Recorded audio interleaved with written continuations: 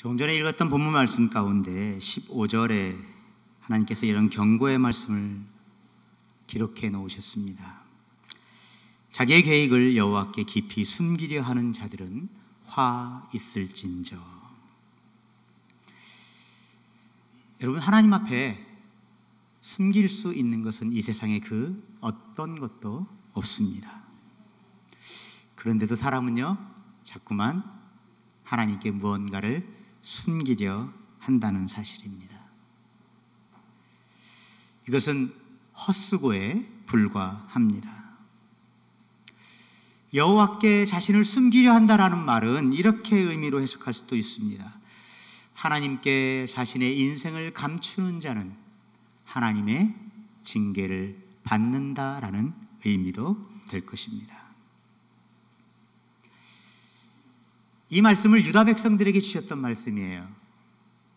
유다 백성들은 입술로는 하나님을 공경한다고 말했지만 그들의 마음은 결코 하나님을 공경하지 않았어요. 그로 인해 하나님을 믿고 따르는 것 같았지만 실제로는 주변에 있었던 강대국 애굽을 의지했어요. 그래서 하나님께서 이 백성들을 아스루를 통해서 징계하셨던 말씀이 오늘 본문의 말씀입니다. 하나님은 유다가 무엇을 의지하고 있고 그들이 어떤 마음을 갖고 있는지 다 알고 계셨다라는 거예요. 저는 오늘 이 말씀, 이사야서 29장의 말씀이 조금 어렵다고 생각이 되어지지만 이렇게 쉽게 이해하시면 좋겠습니다. 제가 말씀을 한번 간단히 이 말씀을 설명을 해드립니다. 하나님께서 이스라엘 백성들, 과거 이스라엘 백성들이죠, 그들을 하나님의 선민으로 선택해 주셨어요. 너희는 내 백성이다, 내 나라다, 하나님이 선택해 주셨어요. 이제 이스라엘은 나중에 둘로 나누어져서 유다가 되었지만 유다는 하나님의 민족이었고 그 백성들은 하나님의 백성이 되었습니다. 그런데 이들이요, 하나님의 백성이었음에도 불구하고 애굽과 가까이 지내기 시작했어요. 그 상황이 여러분, 주변에 있었던 강대국을 의지하는 것이 유다의 판단에 더 좋을 것이라고 생각했던 것 같아요. 왜요? 주변에 다른 강대국들이 많이 있었어요. 그런데 그 중에서 강한 애굽을 의지하면 다른 나라로부터 우리가 보호받고 피난처가 될 수 있다고 생각을 했던 것 같아요. 그런데 오늘 이 사실을 주변에 있었던 아스루가 보고 괘씸하게 여기고 유다를 침략을 했어요. 이때 얼마나 이 상황이 고통스러웠는지 여러분, 3절 4절은요 그들이 말소리조차 낼 수 없을 정도로 아스루의 핍박이 심했다고 말하고 있습니다. 그런데 하나님께서 그 아스루의 위협에서 그들을 패하시고 유다를 건져 주십니다. 그런데 아스루의 위협에서 벗어난 유다가 여전히 하나님 말씀을 멀리하고 하나님을 공경하지 않았어요.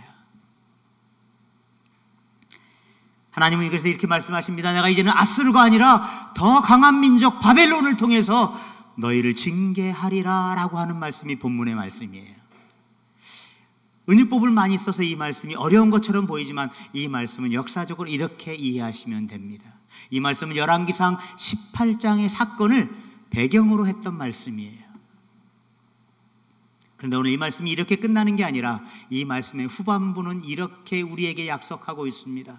너희가 비록 내 마을을 떠나고 나를 섬기지 아니하고 나를 공경하지 않지만 너희가 다시 내게로 돌아오면 내가 너희를 나의 백성, 나의 나라로 축복해 줄 것이다.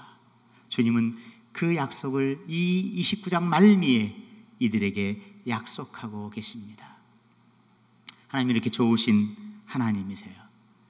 비록 그들이 범죄하고 잘못했지만 잘못할 때 그들을 징계하시는 것은 그들을 사랑하시기 때문이었다는 사실입니다. 그들이 진심으로 하나님께 돌아오기를 원했다고 하는 사실입니다. 하나님의 말씀대로 살지 못하는 그들의 삶이 하나님을 의지하고 살기를 원해서 하나님이 그렇게 하셨고, 그들이 돌아오기만 하면 하나님은 다시 그들의 모든 것을 회복시켜 주시겠다고 약속하신 말씀이 오늘 9장의 말씀입니다. 이제 우리 본문으로 돌아가 보도록 하겠습니다. 1절과 2절 말씀을 함께 읽겠습니다. 읽습니다. 슬프다 아리엘이여 아리엘이여 다윗이 진친 성읍이여 해마다 절기가 돌아오려니와 내가 아리엘을 괴롭게 하리니 그가 슬퍼하고 애곡하며 내게 아리엘과 같이 되리라. 오늘 1절 말씀은 이렇게 시작합니다. 슬프다 아리엘이여. 이 아리엘이라는 말은 어렵지 않습니다. 하나님의 제단이라는 의미입니다. 이 하나님의 제단을 향해서 슬프다 아리엘이여라고 말하고 있습니다. 하나님의 제단이 어디 있었습니까? 예루살렘 성전 안에 있었어요. 그래 주님이 이렇게 말씀하세요. 2절에 내가 이 아리엘을 괴롭게 하리라. 하나님이요 당신의 성전을 괴롭게 하시겠대요. 당신의 제단을 괴롭게 하시겠대요. 왜죠? 그들의 범죄함 때문이었어요. 그들이 애굽을 의지했던 하나님의 마음을 떠난 모습 때문이었어요. 입술로는 하나님을 공경한다고 말하지만 그들의 마음은 하나님을 전혀 공경하지 않는 그들의 이중적인 모습 때문에 하나님께서 이들을 향해서 지금 아수르라고 하는 나라를 보내서 징계하고 계시는 거예요. 아까 이 말씀의 배경이 열왕기상 18장이라고 그랬어요. 여러분 아수르의 사네립이 18만 5천 명의 군대를 이끌고 유다를 침공했습니다. 그때 상황을 말씀하고 있는 거예요. 왜 유다에 예루살렘에 이런 위기가 찾아왔을까요? 표면적으로는 이런 이유 때문입니다. 유다가요 주변에 많은 나라들이 있었는데 애굽을 더 의지하는 거예요. 친애굽 정책을 펴기 시작했어요. 애굽의 편에 붙어서 유다가 애굽의 군대와 강성한 나라를 의지하는 거예요. 그런데 아수르가 옆에서 보니까 괘씸한 거예요. 자기들을 의지하지 않고 애굽을 의지하는 유다를, 그래서 군대를 결성해서 이 유다를 침략한 거예요. 여러분 표면적으로는 이렇습니다. 근데 여러분 저는 정치적으로 여러분 이 말씀을 오해하지 마시기 바랍니다. 저는 이 말씀을 보면서요 요즘 우리나라 상황을 문득 떠올렸어요. 우리나라와 얼마나 처지가 이렇게 똑같은가. 주변의 강대국들 틈에서 강대국 눈치 보느라고 국론이 분열되고 말았어요. 백성들도 마음이 나누어서 지금 여러분 나라 꼴이 말이 아닙니다. 이 나라 편에 붙을 수도 없고 저 나라 편에 설 수도 없는 상황이 지금 우리나라의 상황과 너무 비슷하다는 얘기예요. 정치인들조차도 갈팡질팡하고 있어요. 여러분 그 정치인들 속에 적어도 많은 그리스도인들이 있습니다. 그러면 그리스도인은 적어도 이런 때에 어떻게 판단해야 할까요? 적어도 하나님의 말씀을 들여다보아야 합니다. 말씀 속에서 하나님이 우리에게 원하시는 것이 무엇인지를 찾아야 합니다. 하나님의 뜻을 찾았다면 진정 이 민족이 의지해야 할 대상이 어떤 주변의 강대국도 아니고 하나님이라는 사실을 고백할 수 있어야 합니다. 저는요 분명히 믿습니다. 이 나라를 여러분 보호할 수 있는 나라가 주변에 있던 어떤 강대국도 아니라는 사실이에요. 그들도요 다 자기들 나라의 이익을 위해서 그렇게 하는 거예요. 이익이 되지 않으면 얼마든지 우리를 버릴 수 있어요. 여러분 저는 우리나라가 하나님을 의지하는 나라가 되었으면 좋겠습니다. 그러기 위해서 믿는 성도들이 먼저 하나님을 철저하게 의지하는 삶을 살아야 해요. 여러분과 제가 하나님을 의지하지 못하면, 하나님의 말씀을 깨닫지 못하면, 그분의 뜻을 발견하지 못하면 우리도 유다처럼 그렇게 행동할 수밖에 없다는 거예요. 다시 본문으로 돌아갑니다. 그런데 만일요 한번 가정을 해보자고요.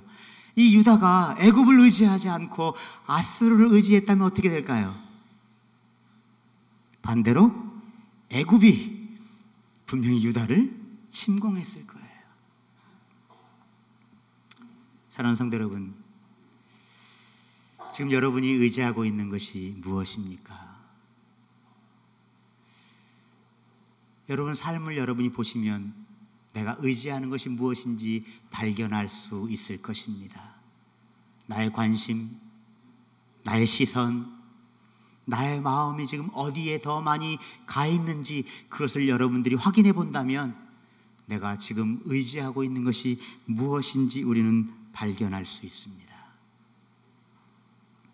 요즘 뉴스에 오르내리는 주인공들의 모습을 보십시오. 권력과 정치의 욕심 때문에 결국 많은 돈을 부정으로 축제했지만 그들은 범죄자가 되고 말았습니다. 많은 스포츠 스타들, 그들이 도박에 손을 내는 이유가 무엇입니까? 결국 돈이라고 하는 물질의 욕심 때문에 그렇게 범죄하고 말았다는 거예요. 돈을 소유하고 나면 어떻게 되죠? 음란한 삶에 빠지고 만다는 사실입니다. 여러분, 이사야서의 말씀을 좀 한번 봤으면 좋겠습니다. 31장 1절의 말씀입니다. 같이 한번 읽습니다. 도움을 구하러 애굽으로 내려가는 자들은 화 있을진저 그들은 말을 의지하며 병과의 많음과 마병의 심히 강함을 의지하고 이스라엘의 거룩하신 이를 앙모하지 아니하며 여호와를 구하지 아니하나니. 한 군데 더 있습니다. 2장 22절입니다. 이사야서 읽습니다. 너희는 인생을 의지하지 말라. 그의 호흡은 코에 있나니 새말 가치가 어디 있느냐. 사무엘상 12장 21절입니다. 돌아서서 유익하게도 못하며 구원하지도 못하는 헛된 것을 따르지 말라. 그들은 헛되니라. 하나님은 분명히 우리에게 말씀하세요. 너희는 도우림이 없는 애굽을 의지하지 말라. 호흡이 끊어져 버리면 죽어버리는 인생을 의지하지 말라라고 말씀하고 있어요. 돌아서 버리면 우리에게 아무런 도움이 되지 못하는 헛된 우상을 의지하지 말라고 주님 말씀하세요. 우리가 세상 속에 살면서 그리스도인들이 오늘 세상 사람들과 똑같이 사는 것은 여러분과 제가 세상을 사랑하고 세상을 의지하기 때문이라는 거죠. 세상에 더 많은 관심이 있고 세상에 시선을 집중하고 살기 때문이라는 거예요. 애굽을 의지했던 유다를 아수르가 괘씸하게 여겨서 침공한 것처럼 보이지만 하나님이 사실은 아수르를 애굽을 통해서 유다에게 보내셨던 거예요. 여러분, 2절 3절에 분명히 말씀하세요. 아수르가 자의적으로 유다를 침공한 것이 아니에요. 이렇게 말합니다. 내가 아리엘을 괴롭게 하리니 그가 슬퍼하고 애곡하며 내게 아리엘과 같이 되리라. 내가 너를 사면으로 둘러 진을 치며 너를 애워 대를 쌓아 너를 치리라. 하나님이 지금 하시는 말씀이에요. 내가 하나님의 제단을 괴롭게 하겠다고 말씀하고 계세요. 군대를 보내서 너희를 둘러 진을 치겠다고 말씀하고 계세요. 아수르가 한 것처럼 보이지만 하나님이 그렇게 하셨어요. 그런데 6절에는요 또 놀라운 말씀을 하세요. 만군의 여호와께서 우레와 지진과 큰 소리와 회오리바람과 폭풍과 맹렬한 불꽃으로 그들을 징벌하실 것인즉. 아수르를 쓰셨지만 하나님은 6절에 결국 아수르를 하나님이 벌하시겠대요. 왜죠? 하나님의 백성을 건드렸기 때문이에요. 하나님이 도구로 잠깐 쓰셨지만 하나님의 백성을 괴롭힌 아수르를 하나님이 징벌하세요. 여러분, 그래서 세상을 의지할 수가 없는 거예요. 의지할 의유가 없는 거예요. 세상을 의지하면 하나님이 그 세상을 징벌하시면 우리가 의지할 것은 끊어지게 돼요. 사람을 의지한다고요? 좋은 배경을 가진 사람을 의지한다고요? 그 사람의 호흡을 하나님이 끊어버리시면 더 이상 그 사람은 우리의 도움이 되지 못한다는 거예요. 사랑하는 성도 여러분, 하나님은 성도인 여러분과 제가요 이 세상과 세상에 있는 것들을 사랑하지 않기를 원하십니다. 의지하지 않기를 원하세요. 그리고 하나님을 의지하는 자를 하나님은 책임져 주세요. 여러분, 강대국이 책임지는 게 아니에요. 우리 주위에 있던 어떤 강대국들이 우리의 미래를 책임져 주는 게 아니에요. 여러분의 삶을 풍요롭게 보장해 주는 게 아니에요. 여러분과 제가 하나님을 사랑하고 그분을 진심으로 공경하면 그분이 여러분과 저의 영원한 인도자와 보호자가 되셔서 우리를 축복하실 줄 믿습니다. 여러분, 우리의 시선을 이 한 주간도 하나님께만 드리고 사시기를 주의 이름으로 축복합니다. 그러면 왜 유다가 이런 잘못된 선택을 했을까요? 거기에는 이유가 있었습니다. 9절 말씀을 보겠습니다. 오늘 본문의 9절 말씀 같이 읽습니다. 너희는 놀라고 놀라라. 너희는 맹인이 되고 맹인이 되라. 그들의 취함이 포도주로 말미암음이 아니며 그들의 비틀거림이 독주로 말미암음이 아니니라. 11절 12절입니다. 그러므로 모든 계시가 너희에게는 봉한 책의 말처럼 되었으니 그것을 글 아는 자에게 주며 이르기를 그대에게 청하노니 이를 읽으라 하면 그가 대답하기를 그것이 봉해졌으니 나는 못 읽겠노라 할 것이요 또 그 책을 글 모르는 자에게 주며 이르기를 그대에게 청하노니 이를 읽으라 하면 그가 대답하기를 나는 글을 모른다 할 것이니라. 여러분, 주변 강대국의 심판보다 더 두려운 심판이 있습니다. 그것이 뭔지 아세요? 하나님의 심판이에요. 여러분, 아수르가 그렇게 유다를 침공했지만 하나님이 하룻밤새에 18만 5천 명을 죽이셨어요. 누구의 기도를 들으셨는지 아세요? 히스기야의 기도를 들으시고 18만 5천 명을 하룻밤새 하나님이 몰살시키셨어요. 이렇게 하나님은 당신의 백성을 건지시기 위해서 하나님이 행하셨다는 거예요. 그런데 유다는 하나님을 멀리했어요. 눈에 보이는 세상을 더 의지했어요. 그렇게 된 이유가 있어요. 오늘 방금 읽었던 본문의 말씀입니다. 하나님의 말씀을 멀리했기 때문이었어요. 여러분, 그 현상을 하나님께서 포도주에 취한 사람처럼, 독주에 취한 사람처럼 그렇게 하나님은 비유해 주셨어요. 하나님의 말씀을 떠난 사람은요, 이 세상에서 어떻게 살아가는지 아세요? 포도주를 마셔서 취해서 비틀거리는 사람처럼 살아갈 수밖에 없다는 거예요. 독주를 마셔서 그 몸을 가누지 못하는 사람처럼 살아가는 사람들이 세상을 사랑하는 사람들이에요. 여러분, 가만히 여러분 주위를 보세요. 세상에서 살아가는 사람들의 모습이 요즘 정말 술 취해서 그렇게 살아가고 있습니다. 제가 한번 설교할 때 그런 말씀 드렸습니다. 누가 그러더라고요. 사람이 술을 마시면 더 이상 사람이 아니래요. 술을 마시면 정말 사람이 아닌 것 같아요. 변하잖아요. 아무데나 오줌 넣고 아무데나 옷을 벗어 제끼고. 오늘 이렇게 말합니다. 그들의 취함이 포도주로 말미암음이 아니며. 여러분, 그리스도인이요, 하나님의 말씀을 떠나고 하나님의 말씀을 듣지 않고 하나님의 말씀을 읽지 않고 그 말씀대로 순종하지 않으면 여러분과 제가요, 세상 사람들이 술에 취해 그렇게 비틀거리며 살아가는 것처럼 우리도 그렇게 살아갈 수밖에 없다는 사실이에요. 여러분, 하나님의 말씀을 듣지 않는다는 것이 얼마나 영적으로 무서운 얘기인지 아세요? 영적으로 그 사람은 소경이 된다라는 얘기예요.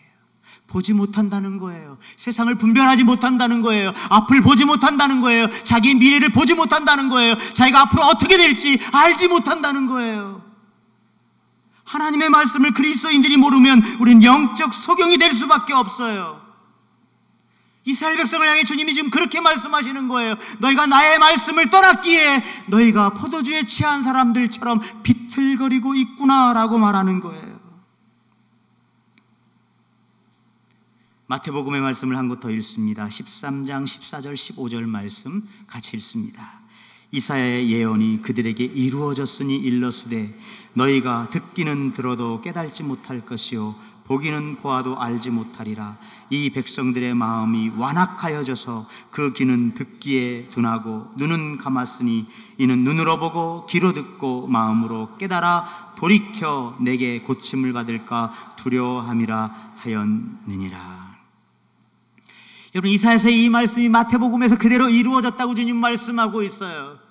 그 예언의 말씀이 우리 시대 가운데 그렇게 이루어졌어요. 요즘 많은 성도들이 이렇게 살아가고 있어요. 그리스도인들이 그렇게 술 취한 것처럼 살아가고 있어요. 그 이유가 왠지 아세요? 세상 사람들과 전혀 똑같이 살아가고 있는 모습이 왠지 아세요? 하나님의 말씀을 멀리했기 때문이에요. 여기 오늘 뭐라고 말합니까? 너희가 듣기는 들어도 깨달지 못할 것이. 아까 뭐라고 말씀하셨어요? 이 말씀을 읽으라 그랬더니 말씀이 봉해져서 나는 그 말씀을 읽을 수 없습니다. 글을 읽지 못하는 사람에게 이 말씀을 읽으라 그랬더니 나는 글을 읽지 못해서 읽지 못합니다. 유다가 여러분 글을 정말 몰랐을까요? 여러분, 이스라엘 백성들은 태어나면서부터 율법을 암송했던 사람들이에요. 문맹자가 거의 없습니다. 근데 주님이 왜 그들이 글을 읽지 못한다고 말씀하셨을까요? 그들이 스스로 하나님의 말씀을 거절했기 때문이라는 거예요. 저는요, 이 말씀을 보면서요, 하나님이 우리에게 말씀을 깨닫게 하시는 것이 얼마나 큰 축복인가라고 생각해 보았어요. 여러분, 지금 이 자리에 많은 분들이 가득 예배를 드리는데 말씀을 들어도 그 말씀이 깨달음이 없다면, 말씀은 지금 내 귀청을 때리지만 그 말씀을 마음에 두지 않는다면 그것은 여러분 두려운 일입니다. 하나님이 말씀을 봉해버리시면, 깨달지 못하도록 만드신다면 우리는 하나님의 심판대 앞에 설 수밖에 없어요. 회개할 기회가 없기 때문이에요. 마태복음 방금 읽었던 말씀이 그 말씀을 하잖아요. 하나님이 말씀하셨어요. 저들이 회개할까봐 하나님의 말씀을 봉하시겠다고 말씀하셨어요. 오늘 이사야서에도 말씀하고 있잖아요. 하나님이 그 말씀을 봉하시겠다고 말씀하고 계세요. 여러분, 하나님이 여러분과 저에게 은혜를 베푸실 때, 여러분, 하나님이 여러분과 저에게 말씀을 들을 수 있을 때, 그 말씀을 통해서 여러분이 회개할 기회를 주셨을 때 말씀을 여러분 깨닫고 돌아오시길 바랍니다. 결단하셔야 합니다.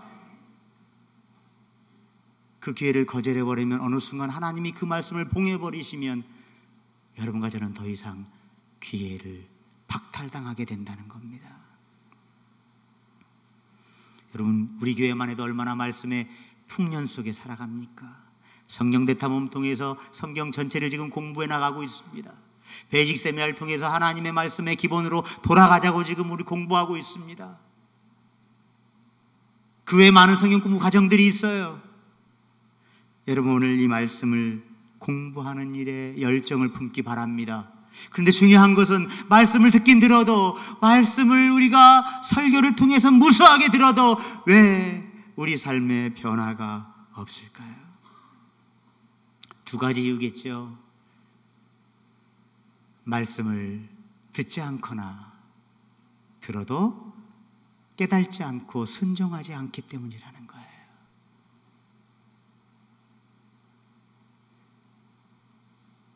여러분의 시선이 지금 앞을 다 바라보고 있지만, 말씀이 외쳐지고 있지만 이 말씀을 듣지 않는 분이 있을 수도 있어요. 아니, 듣긴 들어도 마음에 깨달음이 왔지만 삶에 이것이 순종으로 이어지지 않기 때문이라는 사실입니다. 여러분, 말씀을 믿지 않는 것은요, 믿음이 없는 것입니다. 그 사람은 하나님에 대해서 무관심한 사람입니다.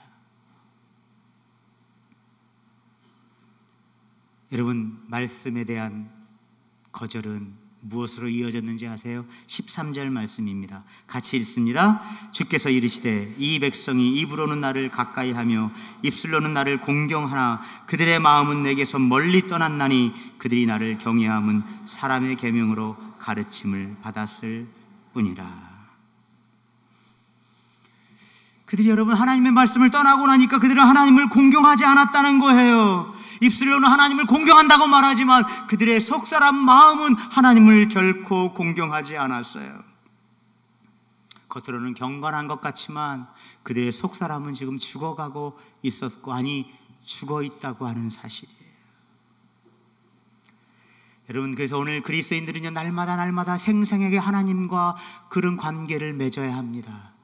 그 관계를 맺는 방법이 뭔지 아세요? 다른 게 없어요. 말씀과 기도 외에는 거룩해질 수 없다고 성경은 말씀하고 있어요. 여러분이 말씀을 읽지 않으면 주님과 생생한 인간적인 관계를 맺을 수 없어요. 인격적인 관계를 맺을 수 없어요. 그분과 동행할 수 없어요. 도리어 오늘 15절 16절처럼 하나님과의 관계가 멀어지면 하나님을 무시하고 공경하지 않고 욕심대로 세상을 의지하며 살 수밖에 없어요. 15절 16절에 그렇게 말합니다. 제가 읽어드리겠습니다. 자기의 계획을 여호와께 깊이 숨기려 하는 자들은 화 있을진저 그들의 일을 어두운 데서 행하며 이르기를 누가 우리를 보랴 누가 우리를 알랴 하니 너희의 패역함이 심하도다. 토기장이를 어찌 진흙같이 여기냐.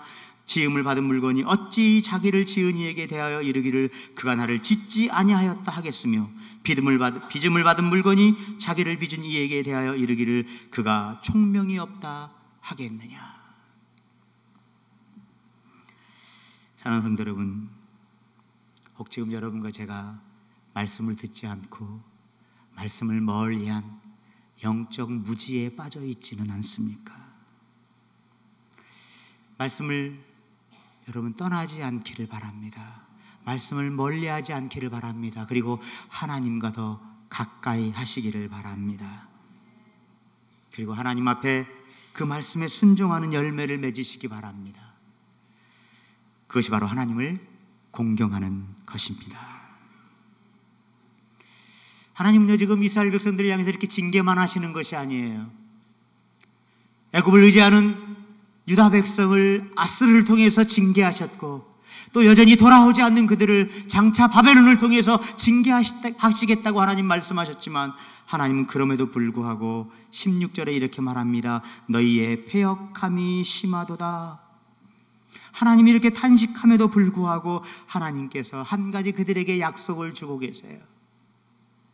그들이 내게로 돌아오면, 하나님의 말씀 앞에 순종함으로 돌아오면, 다시 나를 공경하면 내가 그들을 회복시켜 주시겠다고 약속하고 계세요. 이것이 하나님의 진정한 마음이에요.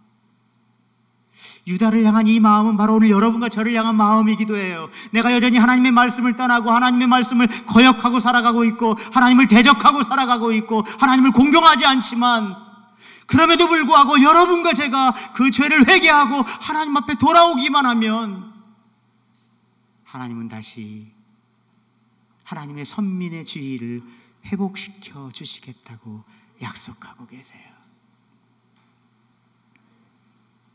그 말씀 여러분 17절부터 말씀하고 있어요. 17절에 이렇게 말하죠. 우리의 삶을 기름진 옥토로 회복시켜 주시겠대요. 18절에는요 날마다 하나님의 뜻을 깨달는 은혜 속에 살게 해주시겠대요. 19절에는요 우리 삶의 기쁨과 즐거움이 넘칠 것이라고 약속해 주고 계세요. 저는 이 대목을 보면서 문득 탕자의 비유가 생각이 났어요. 이 17절부터 19절까지 약속이요 탕자가 회복한 하나님의 축복과 너무나 흡사했어요. 너의 삶을 기름진 옥토처럼 회복시켜 주시겠다. 여러분, 탕자로 엉망으로 살던 그가 아버지 품에 돌아왔을 때 그가 아들의 지위를 회복하잖아요. 그죠? 그리고 이제 아버지와 영원히 사는 그 은혜를 경험하게 돼요. 아들이 돌아오자 아버지가 어떻게 합니까? 잔치를 열어서 기쁨과 즐거움이 넘쳤다고 그랬어요. 여러분과 제가 지금 탕자처럼 그런 삶을 살고 계십니까? 아버지 품에 돌아오기만 하면 하나님은 우리의 모든 축복을 회복시켜 주십니다. 로마서 5장 8절 말씀을 한 곳 읽겠습니다. 제가 읽어드리겠습니다. 우리가 아직 죄인 되었을 때 그리스도께서 우리를 위하여 죽으심으로 하나님께서 우리에 대한 자기의 사랑을 확증하셨느니라. 여러분, 우리가 아직 죄인 되었을 때, 여러분 이 말씀을 잘 기억해 보세요. 우리가 죄인일 때 하나님이 하나님의 은혜와 사랑을 여전히 우리에게 베풀고 계시다는 거예요. 그래서 그 아들 독생자 예수 그리스도를 십자가에 내어주셨대요. 언제요? 우리가 하나님과 원수 되었을 때, 우리가 죄인 되었을 때 말이죠. 우리가 하나님 앞에 돌아오기만 하면 우린 바로 이 은혜를 하나님께서 회복시켜 주신다고 약속하고 계십니다. 사랑하는 성도 여러분, 요즘 세상이 얼마나 악해져 가고 있는지 여러분 너무나 잘 아십니다. 며칠 전 여러분 조간신문에 포켓몬에 관한 기사가 크게 실렸어요. 여러분 포켓몬이 원래 줄임말인 걸 아시죠? 포켓 몬스터입니다.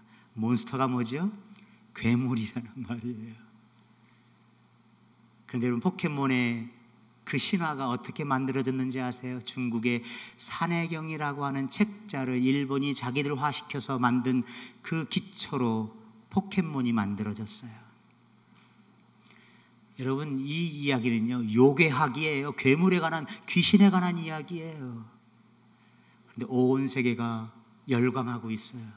이 나라도 그렇습니다. 적어도 그리스도인은요 그런 환경과 문화를 보면서 내가 무엇을 선택해야 되고 이것이 옳은가를 한번 판단할 수 있어야 돼요. 그러기 위해서는 말씀을 모르면 우리는 세상 사람들처럼 똑같이 그렇게 쫓아갈 수밖에 없는 거예요. 그 글을 쓴 사람이 그랬습니다. 일본이 포켓몬을 가지고 경제를 얼마나 놀랍게 창출했는지 지금까지 5조 원이 넘는 경제 창출을 이루었대요. 여러분 그것 때문에 돈을 많이 번다 할지라도 사람들의 영혼은 죽어간다는 사실이에요. 그리스도인은 그 사실을 잊지 말아야 합니다. 조금 먹고 살기 편해지고 생활이 풍요로워지는 것, 여러분 그것을 원하십니까? 그런데 영혼은 점점 세상 사람들이 죽어가고 있어요. 그런 모습 우리가 경험하고 있잖아요. 우리 주위에도 얼마든지 볼 수 있어요. 여러분들은 그런 사람들이 아닌가 하는 거예요. 저는 오늘 여러분과 제가 세상을 두려워하지 않았으면 좋겠습니다. 세상 사람들을 두려워하지 않았으면 좋겠습니다. 내가 의지하고 있는 세상의 것에서 오늘 여러분과 제가 하나님께로 돌아오기를 축복합니다. 그리고요 가식적인 신앙생활에서 벗어나서 하나님을 진심으로 공경하는 여러분과 제가 되었으면 좋겠습니다. 우리가 말씀으로 살 때 비로소 말씀의 거룩함의 영향력이 오늘 우리 삶을 통해 세상에 나타나게 되는 겁니다. 그래서 오늘 하나님께 영광이 되는 삶이 되시기를 주의 이름으로 축복합니다. 기도하겠습니다. 사랑의 하나님, 오늘 하나님께 예배드리는 주일을 저희에게 허락해 주셔서 사랑하는 주의 백성들 이렇게 함께 모여 하나님을 예배하게 하심을 감사합니다. 그리고 오늘 또 우리에게 하나님의 살아있는 생명의 말씀을 주심을 감사합니다. 유다의 모습을 살펴보며 말씀을 떠났던 그들의 죄 때문에 하나님을 공경하지도 않았고 하나님보다 세상을 의지했던 유다의 모습을 보면서 우리도 하나님의 말씀을 듣기는 들어도 그 말씀을 듣지 않기 위해 귀를 막아버렸고 때론 말씀을 듣고 깨달지만 그 말씀대로 순종하며 삶에서 살지 않았던 우리의 죄를 회개합니다. 하나님, 세상의 강대국들과 세상 사람들을 의지하지 말고 두려워하지 말게 하옵소서. 하나님을 더 두려워하게 하시고 하나님을 의지하게 하시고 우리가 하나님을 진심으로 공경하는 성도들이 되도록 축복해 주옵소서. 하나님, 오늘 물질을 드립니다. 특별히 오늘은 맥주 감사절입니다. 전반기를 돌아보며 하나님이 복 주신 것을 생각하며 우리의 감사의 마음을 주님 앞에 올려드립니다. 가부의 2렙돈을 하나님이 보시고 가장 많이 넣었다고 칭찬하셨던 것은 그의 삶을 담아 드렸기 때문입니다. 우리의 마음으로 온 정성을 다해 하나님 앞에 드리는 물질 되게 도와주옵소서. 그리고 이 물질이 우리의 미래, 우리의 믿음의 바턴을 이어갈 학생들과 청년들을 위한 장학금으로 사용될 것입니다. 저들이 공부하고 하나님 믿음을 키워나가는 일에 아름답게 쓰임받는 물질이 되도록 축복해 주옵소서. 드린 손길들을 축복하시고 이 어려운 시대 가운데 하나님의 보호와 인도하심을 받는 삶이 되도록 축복해 주시기를 원하오며 예수님 이름으로 기도합니다. 아멘. 말씀을 기억하시며 찬양 드리며 준비하신 예물을 하나님 앞에 드리길 원합니다.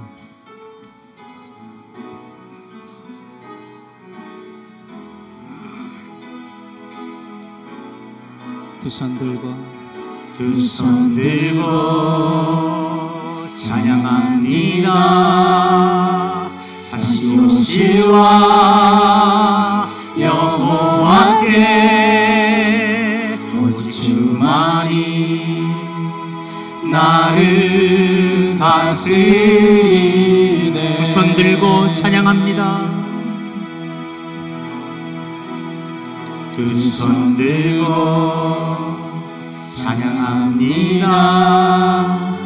다시 오실와 여호와께 오직 주만이 나를 다스리네. 한번 오른손을 들고 고백할까요? 나 주님만을 섬기리. 나 주님만을 섬기리. 헛된 마음 버리고 헛된 마음 버리고 성령이여 내 영혼 충만하게 하소서. 주님 앞에 내 생명 드리리. 나 주님만을 섬기리. 나 주님만을 섬기리. 헛된 마음 버리고 성령이여 내 영혼 충만하게 하소서. 주님 앞에 내 생명 드리리라. 담임 목사님 축도 인도해 주시겠습니다. 이제는 우리 주 예수 그리스도의 크신 은혜와 하나님 아버지의 무한하신 사랑과 성령님의 감화 감동하시고 역사하시며 교통하심이 하나님이 창조주시고 하나님이 이 세상 만물을 그의 뜻대로 통치하고 다스리시는 왕이심을 믿고 그 하나님 앞에 피하며 그 하나님만 붙들고 의지하며 살기 원하는 귀한 심령들 머리머리 위에 지금부터 영원까지 함께 해주시기를 예수님 이름으로 축원하옵나이다. 아멘.